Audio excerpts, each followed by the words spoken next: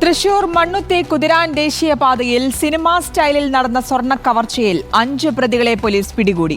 തൃശൂർ തിരുവല്ല സ്വദേശികളാണ് പിടിയിലായത്. പട്ടാപ്പകൽ 3 വാഹനങ്ങളിലെത്തിയ കവർച്ചാ സംഘം കാർ തടഞ്ഞ് സ്വർണം കവർന്നത് പോലീസിനെയും നാട്ടുകാരെയും ഒരുപോലെ ഞെട്ടിച്ചിരുന്നു. Thrissur city police commissioner R ഇളങ്കോയുടെ പ്രത്യേക സ്ക്വാഡാണ് പ്രതികളെ വലയിലാക്കിയത്.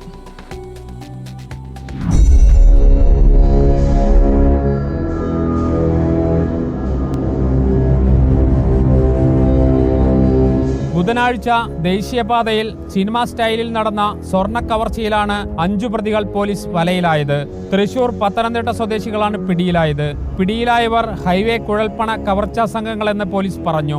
തട്ടിയെടുത്ത സ്വർണം ഭാഗികമായി കണ്ടെടുത്തിട്ടുണ്ട്. Thrissur city police commissioner R ഇളങ്കോയുടെ പ്രത്യേക സ്ക്വാഡാണ് പ്രതികളെ വലയിലാക്കിയത്. 5 പേർ കൂടി പിടിയിലാവാനുണ്ട്. പിടിയിലായ പ്രതികളിൽ ചിലർ കാപ്പ ചുമത്തപ്പെട്ടവരാണ്. ദേശീയപാതയിൽ സിനിമാ സ്റ്റൈലിൽ വാഹനത്തെ പിന്തുടർന്ന് സ്വർണം കവരുന്നതിന്റെ ദൃശ്യങ്ങൾ ഏവരെയും ഞെട്ടിക്കുന്നതായിരുന്നു.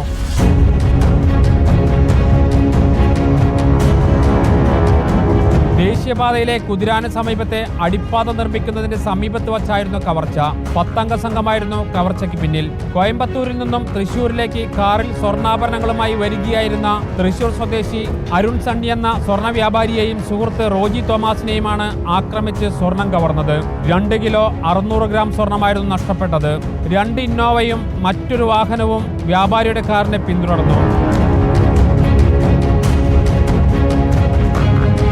പിന്നീട് റോജിയെ പുത്തൂരിലും അരുണിനെ പാലിയേക്കര ടോൾ പ്ലാസ പരിസരത്തും ഇറക്കിവിട്ടു.